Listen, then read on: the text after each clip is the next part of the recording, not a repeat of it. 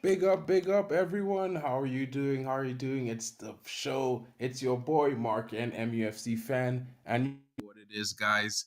It's the match preview ahead of the FA Cup round, fifth round tie away at Nottingham Forest, guys. And I got some surprise visitors here to give their opinions on that game and what's going to happen and what are their thoughts. Guys, get in the comments. Let me know what you're thinking and smash those likes and subscribe. Let's get this show on the road.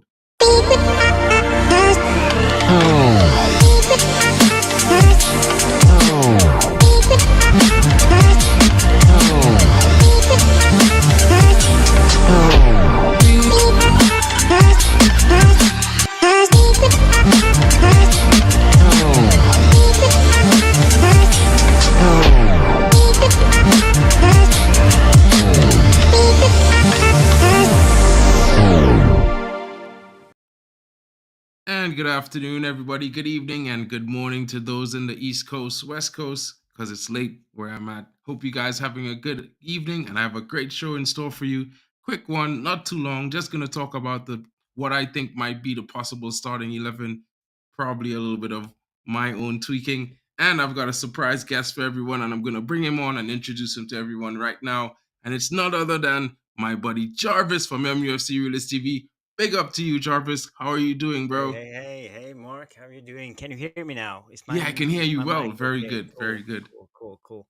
Yeah, good to be on. I haven't been on your channel, I think.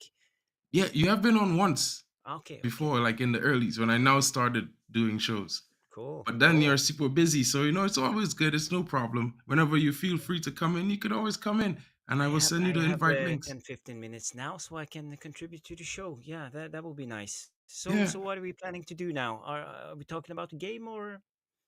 Yeah, I just wanted to talk about the game because I feel like everyone was just talking about the weekend, and I'm kind of like over that right now, and I want to look to forward to what's going to happen. We have the presser coming up, me and Mick.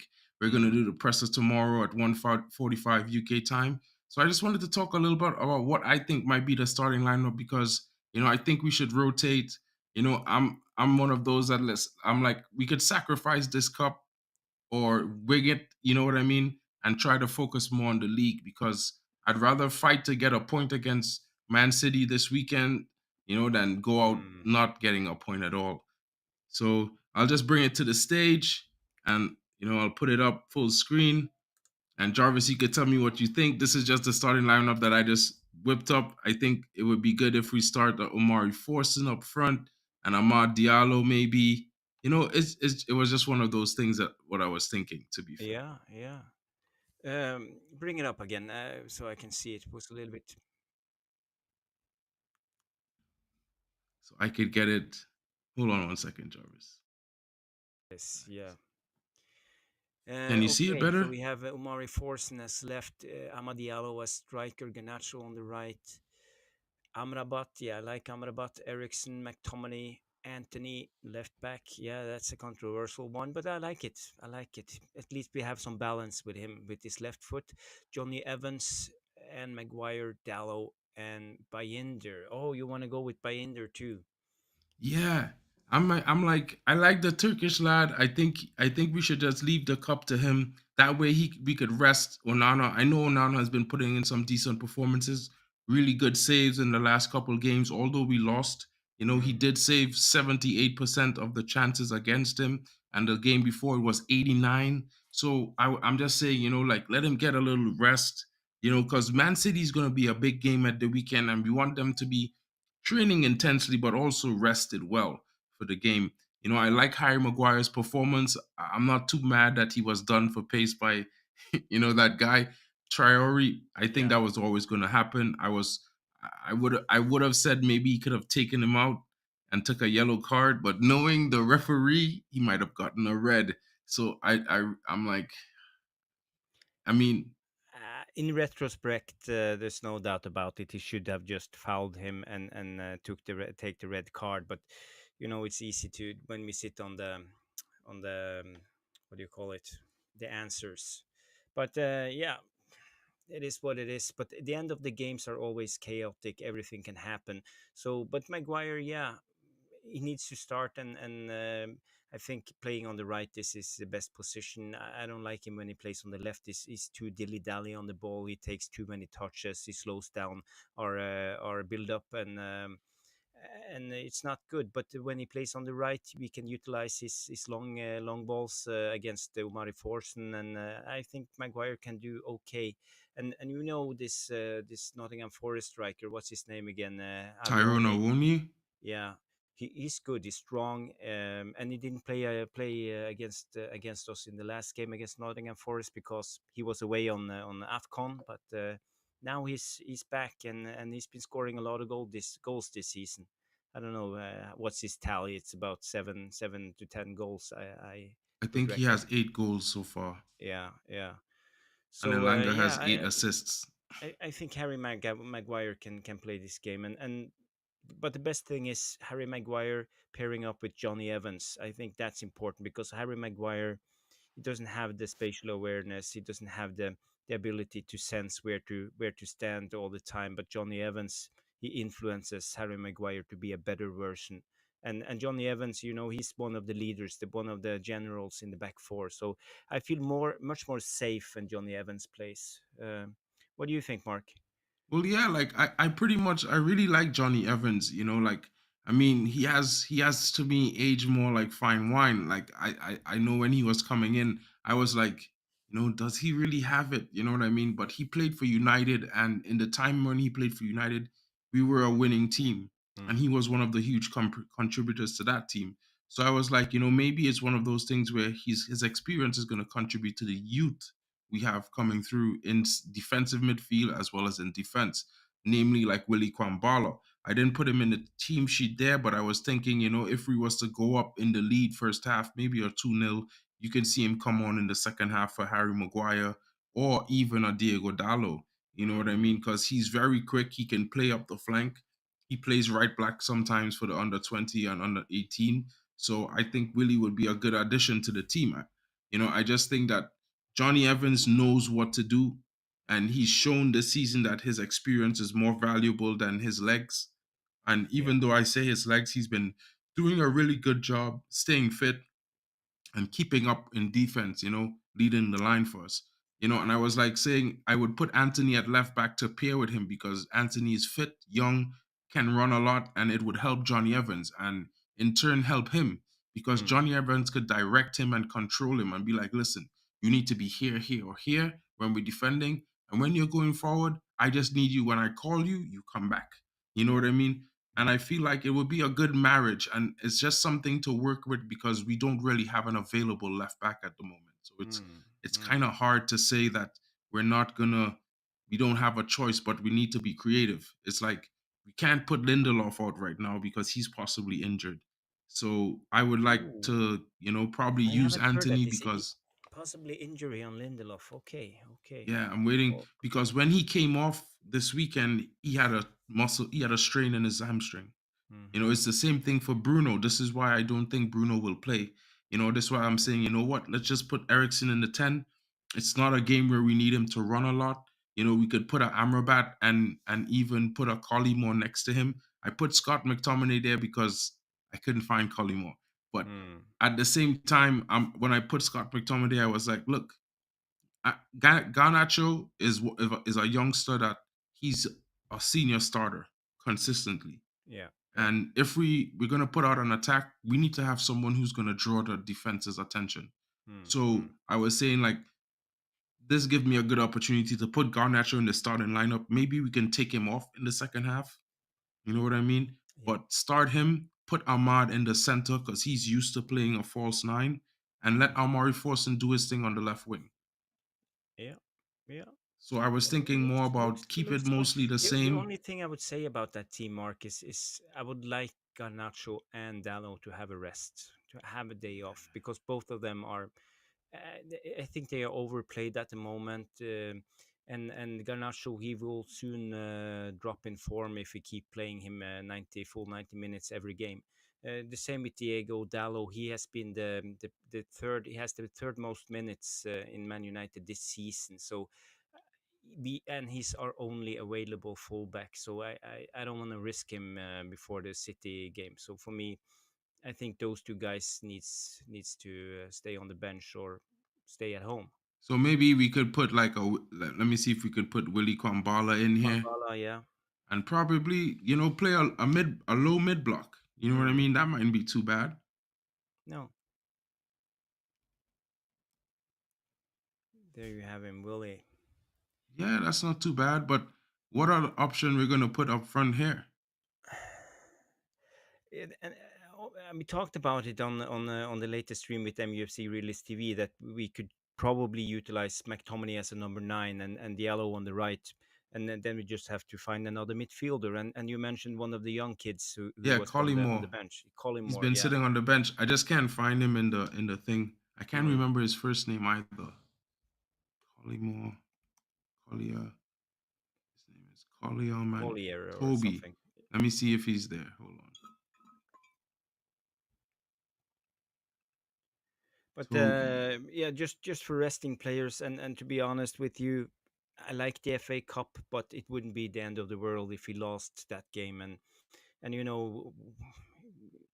if we go through, it's the quarterfinal, and then we have the semifinal and the final, so we'll be 3 more games with the thin squad already.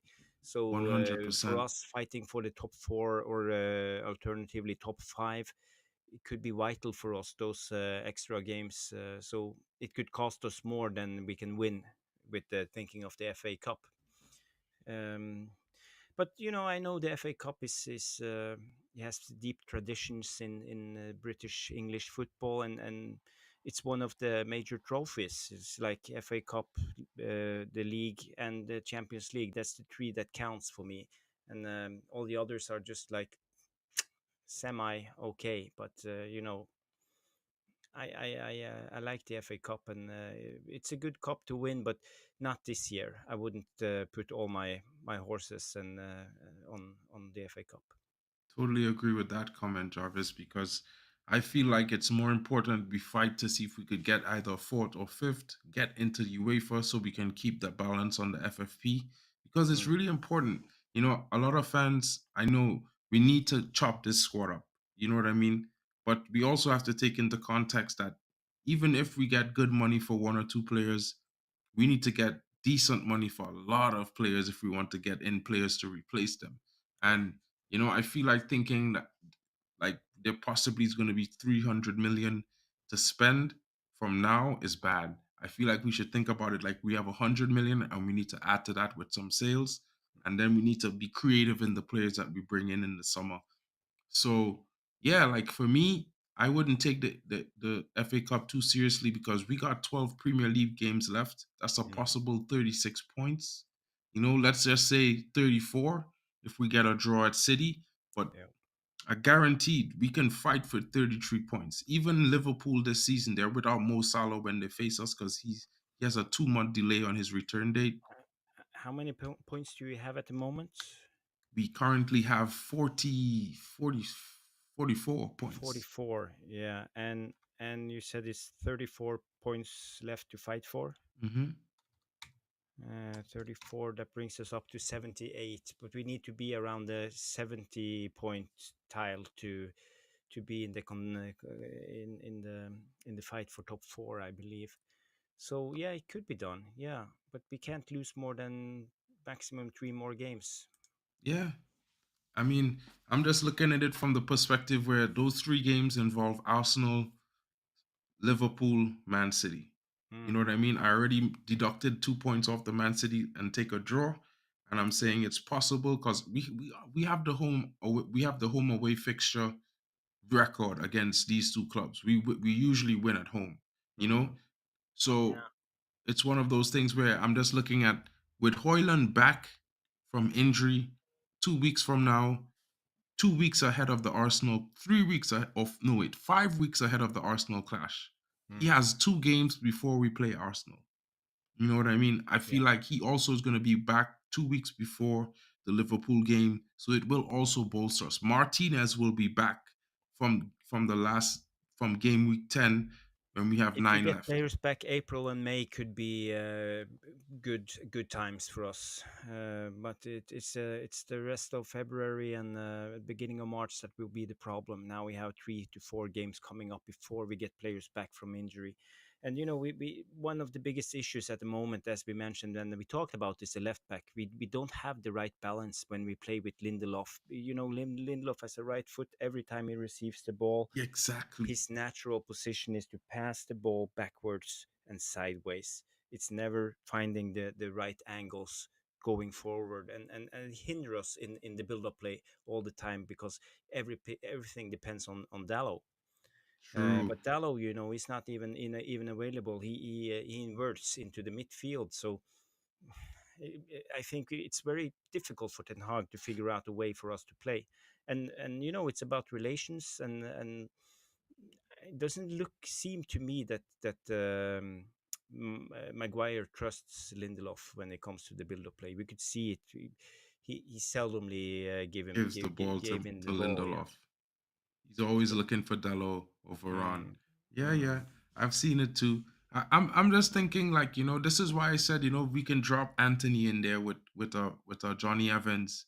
That gives Maguire some ability to feel comfortable, but because he's just gonna be like, hey, Johnny's there. I'm yeah. gonna give him the ball. Let him take the fall. You know what I Mm, mean? And Johnny Evans, for me, he has that read ability, that vision. He's gonna make good decisions, and then he's gonna instruct players while the game is going on. I've seen him do it with Willie Kwambala against yeah. Liverpool. And, for me, it's like, it's a risk. But if you want to get far in the cup, we're going to have to get creative there and keep the strongest 11 for the league. Yeah. You know what I mean? Yeah. And it's been reported that Malacia should be going back on grass from game week training tomorrow. Okay. So, yeah, it's like, so it's one of those things where he's not going to be rushed. So we're not going to see him probably for 2 more weeks, but Mm, he's going to be back on grass. So I mm, think that's positive. At the same time, I'm looking at it from the perspective, look, Anthony is familiar with all these players. He's left-footed, and for me, I could shoe and say that he's one of those players that if the gaffer tells him, "Listen, I need you to play here," he's going to do it and do it to the best of his ability. yeah. Yeah. So Yeah, you might be right. You might be right. For me, I think you talked about Evans, and the problem against Fulham was sitting in the mid block to a low block, and they were just waiting for us to lose the ball and then counter attack us. And they had runners like Pereira, Iwobi, Thomas, a lot of those guys. They were just blitzing bombing down the on, and flanks. and we had problems keeping up. Um, but when it came to building out from our own defense, they didn't press us at all. They had just one, the Brazilian guy, semi pressing Munez, pressing us. So it wasn't the biggest challenge for us. Um, but we saw it against Luton when Varane and Maguire played. We had big problems because Luton were pushing up high and really putting us under pressure, and we didn't have a way out in a way. But everything changed the moment we put Johnny Evans on, because Johnny Evans, he is experienced. He knew what to do. We just split Varane and Johnny Evans wide and pushed the center backs high up, fullbacks high up. Suddenly there was space because we pushed Luton back, and then we had a way out to play out from the back. And maybe Nottingham Forest will try to, because they are at home, they will probably push us and try to press more, and it will put us under pressure. So playing with Evans is a good shout. He's yeah, better playing out from the back under pressure. He's more composed, and I think he has the experience and in-game knowledge to understand what to do. And this 100%. comes back again to when we talk about Ten Hag and his tactics. Everybody goes on Ten Hag every time something goes wrong, but for me, it's about players. They are seasonal pros. They are playing football for a living. They get paid big, huge amounts of money to play football, and they should understand what to do in certain situations. 100%. It's up to them to solve the problems in a way, because it's Exactly. not Ten Hag who is out on the field. It's the players. And that's why I trust Johnny Evans. Yeah, me too. And I see Stu Wally's coming in big right now. He's saying Eric Ramsey has officially left for the MLS. And I think fans, that would be very good news. And to you as well, Jarvis, because I know he was doing your head in for the last couple years with what he was doing as the set piece coach. Couldn't Hmm. figure him out. I couldn't. No, no, no. We haven't been producing much, especially on corner kicks. We have been wasting corner after corner. But it's something about the serve. We have players. Mostly it's Luke Shaw and Bruno who take the corner kicks, and I think we are not good. Though both of them are not. They are too imprecise. You never know. They don't put the serve in at the same spot at this every time. And it's about relations. People. Okay, we can train all day long about putting the ball on the back post, and everybody goes around there and try to head it in the goal. But if Bruno can't hit his mark, we are in trouble. So for me, the set pieces was extremely much better when Ericsson was on the corner kicks, but Mhm. now Ericsson doesn't even play, so we lost that ability. But it was better in the beginning of the last season before the World Cup when Ericsson played every game, every minute. We were much better on set pieces. Do you agree Wouldn't you? or? I agree. I agree. Ericsson is much better at set pieces. And I mean, for me, like I don't like seeing Ericsson play the deeper role. You know what I mean? I would No. prefer if it switched. You put Ericsson in the 10 and let Bruno play the 8 if you have to play Ericsson. Because Mm. I really feel it's unfair to Ericsson to put him in an 8 role. I'm not even gonna make any arguments there. Big up Mm. to Stephanie Griffith coming in. Hey, Hope you're Stephanie. having a good night. Long one for you. 5 likes, guys. Smash those likes. Let's try to get to 10. It's a small channel, but every like counts and it helps you get it around. But like you were saying, Jarvis, like I feel like Ericsson, like I don't know, be mad at Ericsson, right? But I'm genuinely mad that he's in the 8 because I know he's not going to provide that mobility there. Yeah, And his yeah. best tactics and his best abilities is not being used. Like in the 10, he doesn't have to run much. And we're Mm. not going to expect him to track back if he's in the 10. You know what Yeah, I mean? yeah. And whether he lasts 60 minutes or not, I feel like if he's in the 10, that 60 minutes is going to be a worthwhile 60 minutes. Mm, You know what mm. I mean? It's why I Ericsson is put him more in the about lineup. control. It's more Hmm? about control, and he sets the tempo of the game. He has the ability to slow it down or speed it up when needed, and that's what I like with Ericsson. He's our only ball player in a way besides Mainu in Hmm. this team, and that's why I would like to see him. And I'm not quite sure about Amrabat.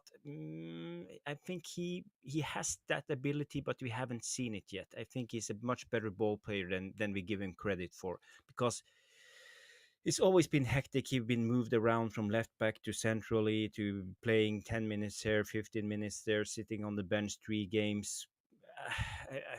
That It's been a mess. That's been what's worried me the most about Amrabat. He strikes me as one of those players, and I keep saying it. There are a few players that they need a run of games. The Mm, more games they play, the better their form is. mm, Casemiro is like that. yeah, As much as I'm mad at Jadon Sancho, he is also like that. You know what I mean? So I feel like for Amrabat, the problem is he's not getting consistent game time. Now, I can't really be mad at Eric Ten Hag. I just wish that when Casemiro was coming off, Amrabat would be coming on. That's just me. yeah. That's the You thing. know what I That's the mean? thing. So it's one of those things where we have to wonder like what's happening and what is Eric Ten Hag seeing. Now, in a way, I feel like the team has improved a lot from the first 6 months. Hmm. But I just feel like at this point, the loss that we had this weekend, it just kind of undid all what with the fan base, because there's a lot of positivity from everyone over the last few wins, and it was looking like top four was definitely on. And then we had that performance, and I feel like, like I'm always criticizing Rashford, but I would always say it. He's a talisman. His role in this team is very important, and I feel like Yeah, he's one of the major players that needs to have the ball, play with the ball, drive with the ball in order for the attack and the team to function, yeah, And yeah. when he's not on his game, he's losing the ball quicker than he normally would. he's Mm. stopping and he's doing odd things that he doesn't normally do, and then that puts us into a problem situation, and it also causes Bruno to go mad and crazy. You know what I mean? Mm. So I But you feel talk like, about you talked about Rashford, stopping, yeah, and this is the problem with Rashford. I think you are analyzing it perfectly, but because Rashford's ability is not a good dribbler, but he has extreme pace, and that's the thing with Rashford. So now he has made this thing always when he receives the ball, he stops with the ball and invite the pressure. So basically, he lets the defender come closer. So it's harder for him to kick the ball and run. mm, That's the problem. He exactly, should be more up front. Don't let the defender come up to him. If you see them, just kick the ball, run run, into the space. It shouldn't be that hard because he's so much quicker than anybody else.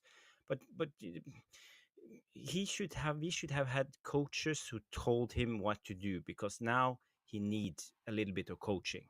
yeah. And it's like I look at the games, right? And I don't know if I'm mad, right? But sometimes I look at the games and people say Bruno makes a Hollywood pass. And I'm not going to defend Bruno because it goes wrong and it's bad.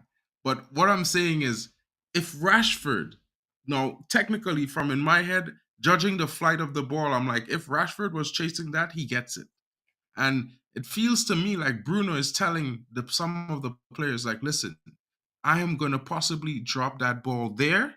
The next time we're in a situation like this and you are in that position, I need you to be there because this is Mm, where I'm going to put the ball. You know what I mean? mm, And I feel like they don't pay attention to that sometimes mm. because I feel like Garnacho, if you look at Garnacho and his link up with Bruno, it's almost organic, right? Like if Bruno puts the ball out wide, you always see Garnacho is there. Yeah. If Bruno is in the midfield, sometimes when Garnacho cuts in, there's a 1-2 happening between them. And I Mm, feel like it was happening in the last few games with Rashford because he was passing and moving, making little runs. But I feel like now, when he's supposed to be that guy, now I'm not saying he should hold the ball up well because I was not expecting that. But when he was at center forward, I feel like if he was making runs in behind or making runs and drawing the defenders away from the center of the park, I feel like we would have a much better chance against Fulham. yeah. But he was just there standing, trying to be like, do what Hoyland does. And Mm, it's like, for me, if I know I'm not good at hold up play, I'm gonna try to do what I'm good at, mm, all while trying to, fit the mold of the team. mm, And I feel like he doesn't even think for himself sometimes. He's just like, mm. I'm gonna do Do you this. If it think works, it works. Rashford If is it doesn't carrying work, an injury? hmm? Do you think Rashford is carrying an injury because we hardly see him sprint anymore? Exact. I If don't know. if you I don't want to remember say it if you because I'm not remember him sure. from on the Solskjaer, for example, when the interim period, the first 6 months of Solskjaer, the first 10 games, Rashford was running all the time. He was sprinting all the time, and especially in his press play, he was sprinting into press. But now we hardly see him sprint anymore. What's up with that? Yeah, I heard still someone was saying earlier. I'm not too sure which one it was in the chat earlier when you was there in the MUFC Village stream that maybe Rashford is on painkillers or something. And to be fair, I haven't paid attention to it because normally I'm like, yeah, I know he's fit, and if he wasn't fit, he'd be on the bench injured, and there was never any announcement. But as you're asking that question, and I think about it, yeah, this is like the third game in a row. I haven't seen him make any daring runs, Hmm. and push and go chasing after a ball. So I'm not too sure if he's possibly picked up an injury. You know what I mean? I Yeah. see Stephanie's coming in here saying we need options off the bench in the midfield other than McTominay. Releasing Hannibal and Donny with Mount injured was another unfortunate or daft decision. I don't know, but Yeah. I would blame most of those things on the fact that we have Fletcher and Wood and Murtaugh deciding most of these things. Stephanie, I don't think it's tequila tendonitis. Being honest, I know, I'm critical of Rashford Jarvis, but at the same time, like I would never put it past myself and my own narcissism to say that he's not valuable and very important to the way we play football. Mm. And when you put up the stats the last few weeks, you had a stat on the way the team lines up and the heat map, and it's Mm. so left sided, It is. right? And when I looked at the stat, and then I went and I did some research. I'm like, we tried to find Rashford so much times. It Mm. feels to me like Bruno is more of a funnel rather than the guy supposed to keep the ball. Yeah, And I'm yeah, like, well, that's weird because the number 10 is supposed to be the one keeping the ball, right? mm. So then I was looking at it and I looked at it over the last few games, not the one on Saturday because I was totally mad about the game. So I didn't bother to look back. But when I looked at it over the last 5 games, I was looking at Rashford was having more minutes on the ball than any other player, right? Yeah, And yeah, after Rashford, it was Garnacho. And after Garnacho, it was Casemiro. And then it was Bruno. And then I was like, maybe. And then in the games yeah, with when Martinez was fit, it was Martinez, Rashford, Garnacho, you know? So I'm like, maybe the way we play and our systematic design is not meant for Bruno to keep the ball longer than most of it, but it's him to get it to the players who Ten Hag wants to keep the ball mm, and drive with the ball, i.e. Rashford and like a Garnacho up front or like a Hoyland, because the other guys that if you notice Bruno in the last few games, he hasn't been really yeah. doing as many Hollywood passes as you would think, No, no, no. or that we were saying. I He was agree. keeping it I agree. simple with more short passes, linking up with Garnacho, Rashford, and sending the ball back. So I was just thinking that maybe Rashford needs to have a good game for our tactics to really kick on during in the attacking phase and in the way we control the game. I don't know if Mm. I'm right about that. Yeah, I think you're on to something, and I just watched the player positions of last game, and Rashford and Bruno are as high up. As, Bruno is almost like a second striker, not a number 10 in the heat map. Um, but when you talk about we are being left sided against Luton, we were right sided. Amazingly enough on the heat map. I'm not sure why it happened against Luton, but we were. And as you mentioned, Bruno has been better on the ball. His pass completion has been around the 80 to 85%, and that's good. He's not too wasteful on the ball. So I think he has picked up on that. Against Spurs, he was down to, I don't know, 61% or something like that. So he was so wasteful, and we were bobbed around the pitch with Yeah. Hoiberg and Skip. And Skip, Yeah, Hoiberg yeah, and Skip, Jarvis. the dynamic duo. So, but Bruno is a problem. But the problem, as I see it, is he's the only creative output. That's the biggest problem. We don't have much creativity in our team. I Um, mean, I was just thinking about the game midweek. It might be a chance for us to see what Ahmad could do at 10 or at false nine. mm, I feel like this is the time Eric Ten Hag should just say, you know what, I'm gonna try some things. I feel yeah. like the last few weeks he has been more settled, so I'm not too worried about his decision making right now. I don't think he's under too much pressure. Like, contrary to what reports think, I feel like he's going to be given at least to the end of his contract. Ineos and them, I feel like they might just renew his contract over the summer quietly and put in a clause that if they need to get rid of him, they could get rid of him, right after the year ends. So that way they don't have to spend the 18 million. But at the same time, I just look at it from the perspective that we should just focus on the league, try to attain Europe Mm, as high as we can, and you know that not risk any players midweek in the FA Cup. mm, mm. I agree. I agree. I see Stephanie comes in and said that Bruno and Rashford is far too predictable, and that's the issue. I agree, Stephanie. That's a good comment. Nureddin on United Real Therapy talks about this all the time, and he said it's not sustainable the way we utilized our attack, and especially last season. Okay, Rashford had the purple patch, but our only output was give the ball to Bruno, and Bruno gives the ball to Rashford, and Rashford scores. So yeah, you are 100% spot on, Stephanie. We are far too predictable. But this is Ten Hag's issue too, because he's been letting this go on for now almost one and a half season, and even more. So he needs to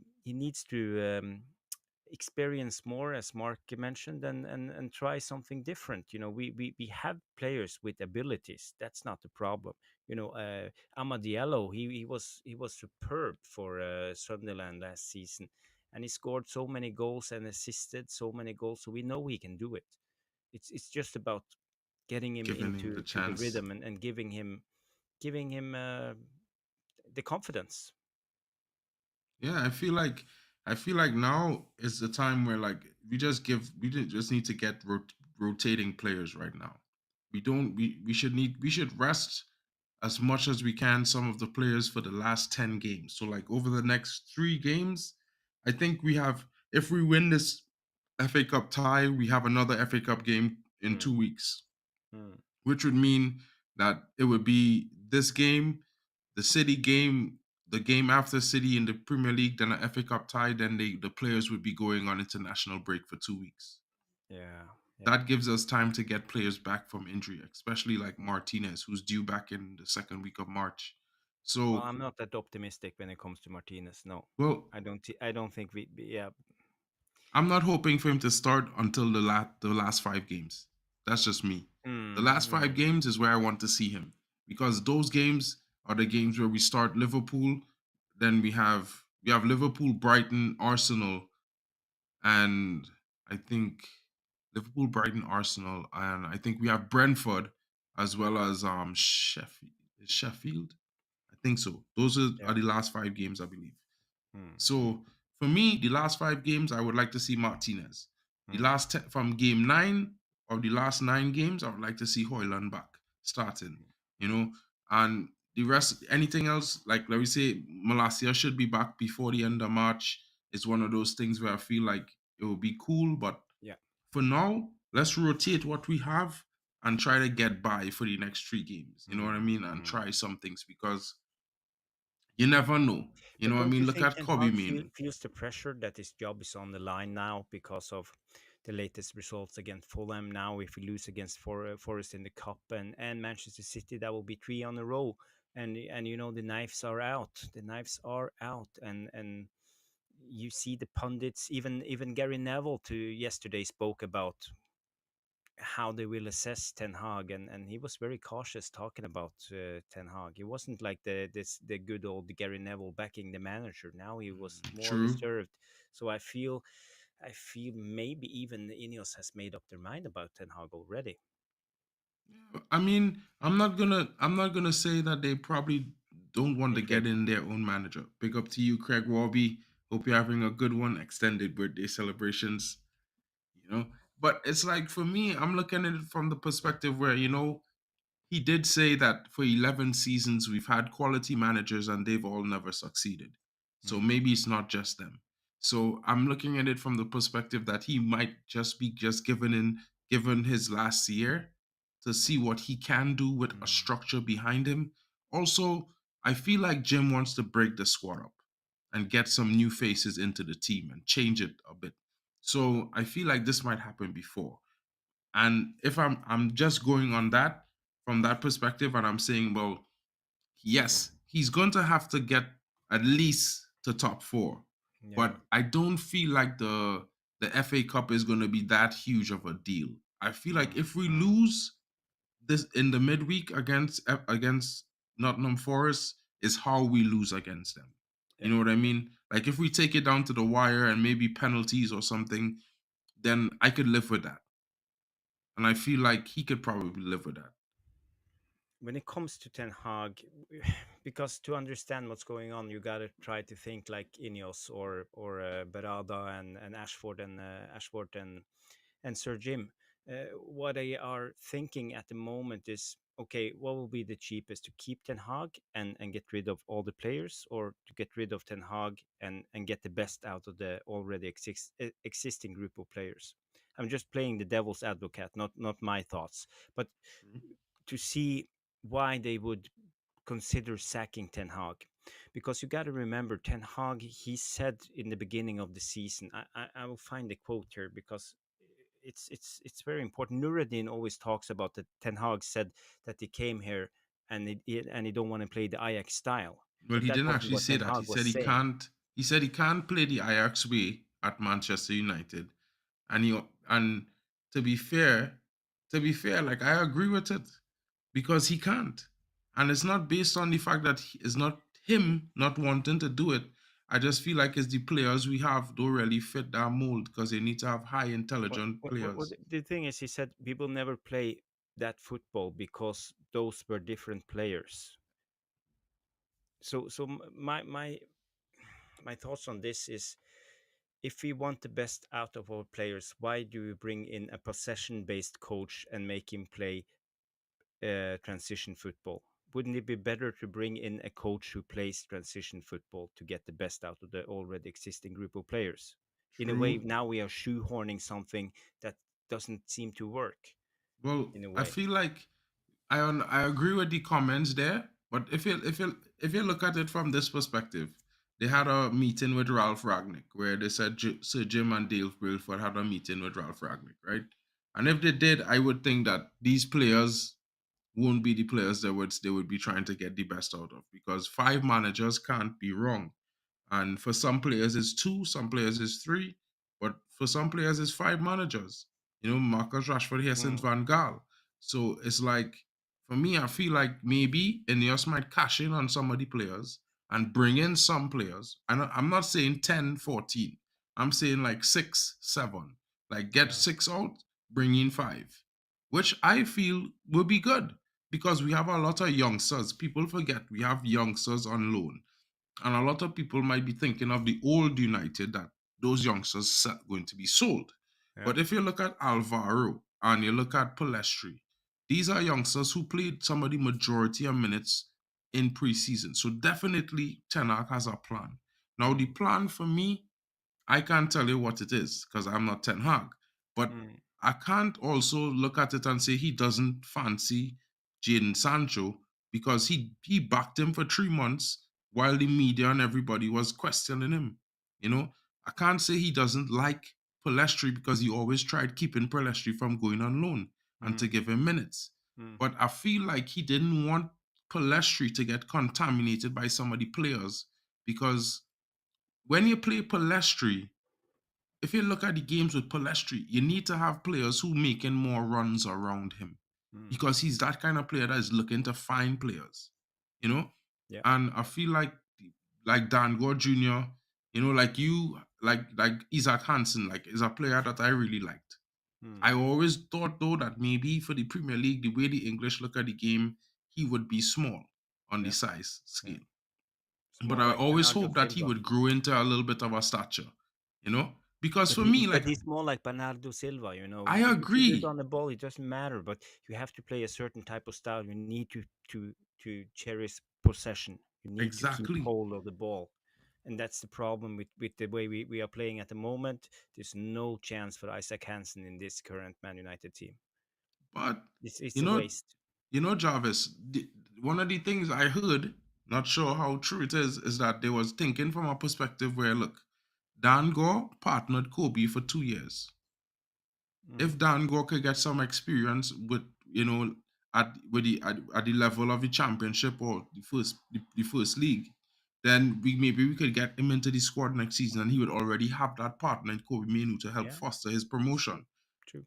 So I'm looking at it like, listen, if we get in 3 to 5 to 6 players and we sell 7 players over the transfer window, we have at least 4 to 5 young players coming into the squad as well who will be Mm. coming back from loans and gaining experience. Alvaro playing in the Europa League as a starter for Benfica right now. So it's one of those things where, you never know the plan. The plan could be a lot different from what we perceive in. We don't know. Eric Ten Hag job could be on the But this line. is where I think a lot of fans have problems with Ten Hag, basically speaking, because we don't know the plan.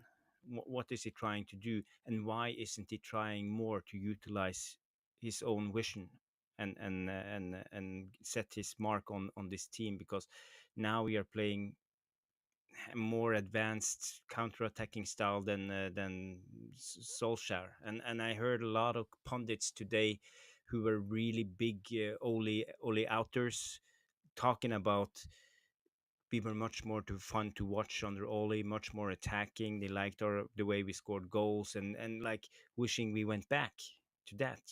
True. I So heard so for that me, myself. yeah, but something doesn't add up, you know. And for me, Ten Hag should have more balls. Sorry, my English, but he should have more guts to play his own style, I believe. And you know, if it means that he has to bench Bruno and Rashford, so be it. Play players who suit his type of style. Don't shoehorn in some type of hybrid of possession-based transition football who doesn't work anyway for me. True. And I think that's the biggest problem people have with Ten Hag. He's not consistent. He doesn't have the stubbornness as a lot of other coaches have with his own style. When you talk about the Spurs manager, the Brighton manager, people see them getting the best out of Dunk, for example, making Dunk a ball playing center back. How is that possible? Well, I It's mean, because De Serbi is consistent. He has demands for his players, and but at the people same I think time, people wouldn't want you to say see that? that from Ten Hag. I would like to see it too, but wouldn't you say that some of the players, like, okay, i.e., there are some players that we see vast improvements of from since Ten Hag came in, and we know most of them aren't the high earners, you know? Yeah. So, in my opinion, for me, I look at it from a perspective where a player also has to want to change, want to follow the manager's style. He has to believe that doing this is going to make him better, you know. Mm, And I just get this feeling that we have some players that don't think like that. They think that they're already great, you know what I mean, and they're mm, not getting to do their thing, and that's what not making them great. mm. And that, I feel, defeats the system, the style, or the reason, the point of having a system more than the system. So it's like I look at some games and I see, well, when these players give effort, Ten Hag's tactics work wonders, Mm, you mm. know. But then when they don't give it, because, all right, if I was to use the Fulham game as an example, right, I would say this, right? Big up to you, Stu. Stu, have a good night, bro. Good night, Stu. Good night. I was just thinking that, in the first half, when we went off to the half, we was 0-0. Fulham had 8 shots, 3 on target. No, 2 on target, right? Mm, Man United had 4 shots, 1 on target. And at the end of the game, United had 21 shots, 12 on target. yeah. And Fulham had 15 shots or 18 shots and 4 on target or 5 on target, right? And I was like, somebody playing with me here. We had more corners than Fulham, more offsides and stuff, and more possession. And I was like, something is wrong. This stat is wrong. This is not the game I was looking at. You know what I mean? Yeah, but stats is something else. You know, you gotta learn to read stats in a way because stats always sometimes lies, not always, but a lot of the time lies. Um, and stats is difficult to understand because a lot of big chances are squandered away and not even counted as a shot and stuff like that. But they are even bigger than a shot from 20 yards that goes 5 meters outside the goal in a Mm, way. But it's about fine margins. You know, in the Fulham game, for example, we had one big chance for McTominay. He came on was a very narrow angle and he took a shot and he had 3 to 4 players on the cutback pass if he had opened his eyes and lifted his head, but he chose to shoot and for me he made a big chance to a small chance by shooting. So this is the fine margins I'm talking about, and we could have done better, but Fulham could have done a lot better. They had so many counter-attacking chances, good transitional chances, and they were just wasting it time after time with Pereira and Willian, William or Emi Willian, the guy, the The Nigerian fella, Thomas and Iwobi, Iwobi. Yeah. And for me, I like. I just feel like, you know what, if Ten Hag had a few players more that he could bring on that will just work hard in some positions, we might be better Mm, off, even if they weren't star players. Because I feel like, you know, if we had a player working hard on the left, Garnacho would do the job on the right.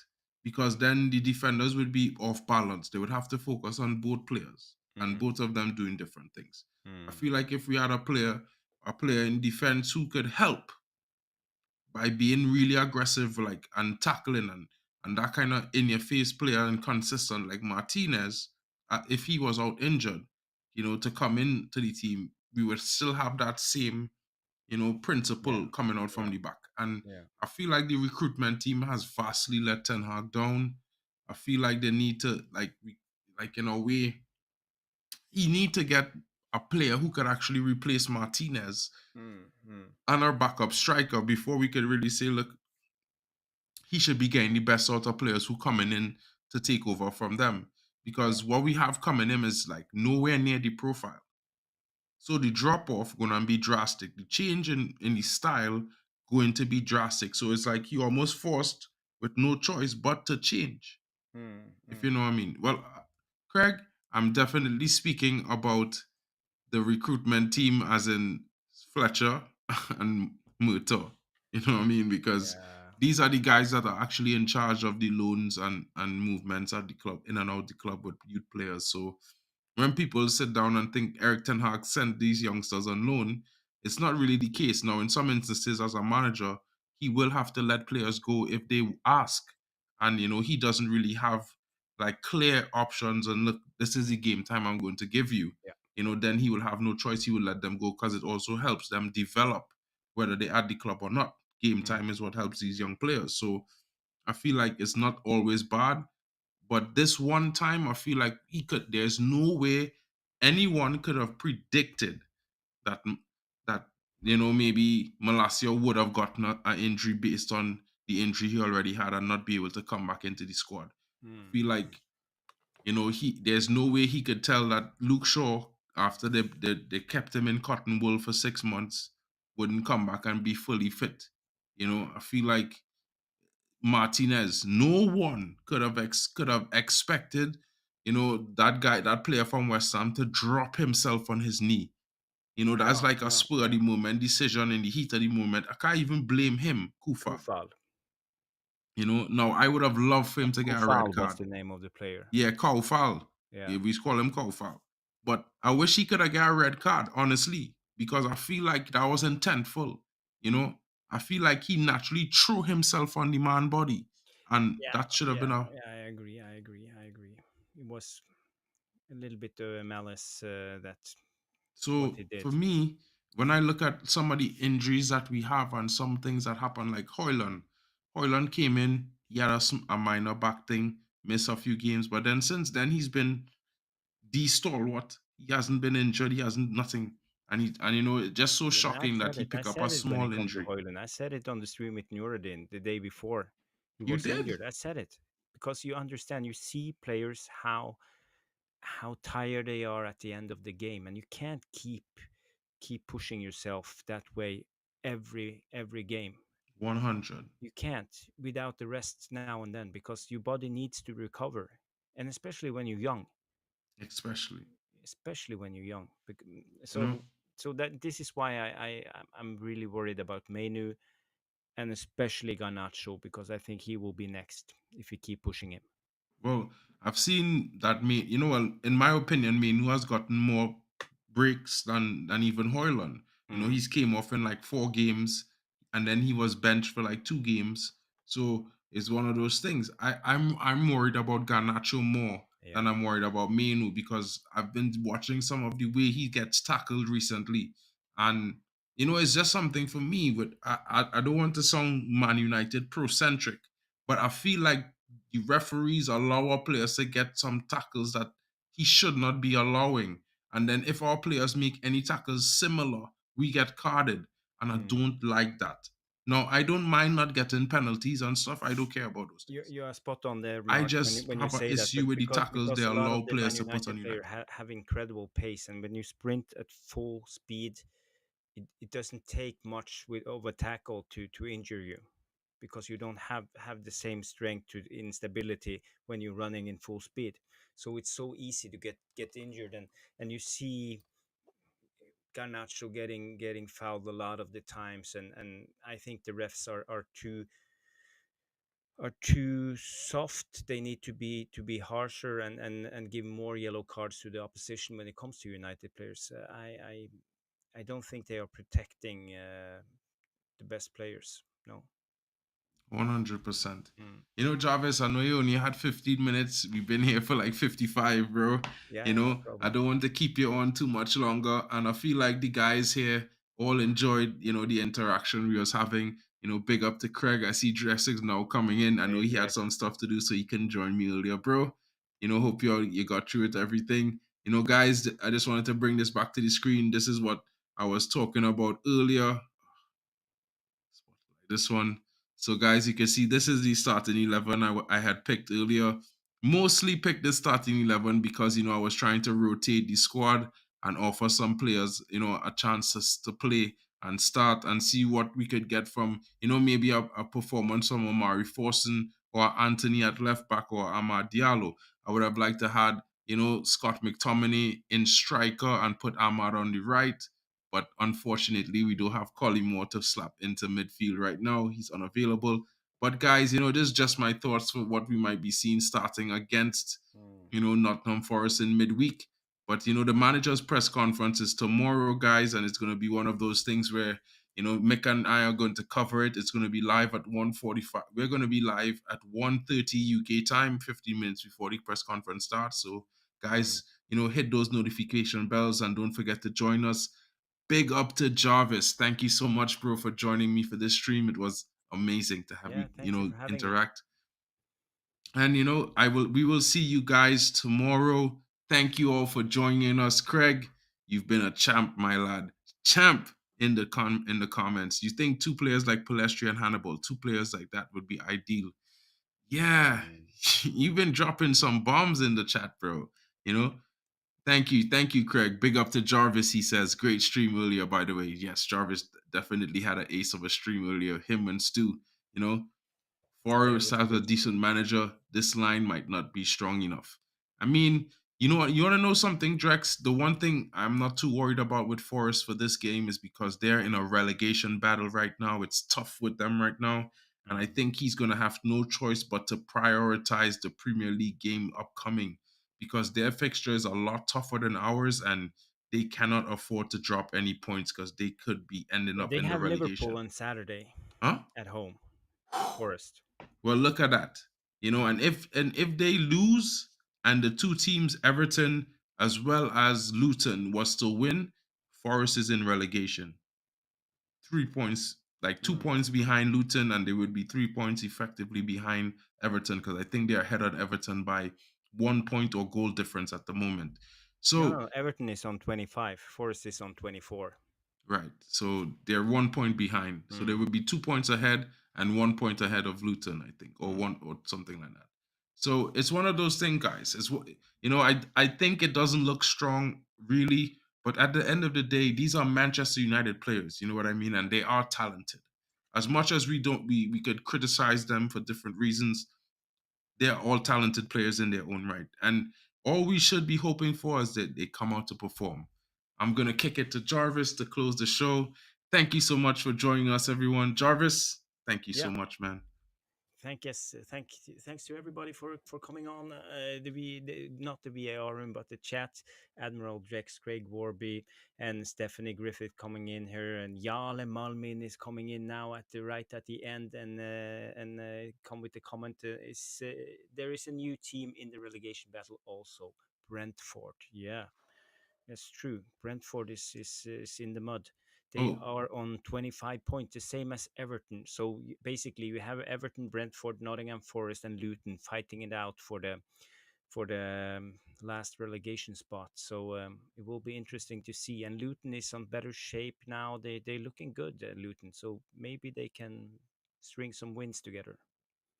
maybe. Big Mm. up to you, Yarli Malmin. Thank you for coming in late. We're about to go. Jarvis needs to get to bed. I need to get some sleep. And everyone, we will see you tomorrow, midday live. You know, Mick and I are going to be live with the manager's press conference at 1:30 UK time. Come in and let's have your comments. Let's hear what Ten Hag has to say to the press ahead of the Nottingham Forest clash on Wednesday. Guys, thank you for coming in. Hope you all have a good night. Big up to you, Jarvis. Thank you so much for being here. Guys, we see you all later. Hope you all have a good night. Don't forget to smash the likes and subscribe and leave your comments in the non-live section. You know, it helps the channel. It helps the algorithm. Have a good night, everyone. Good night.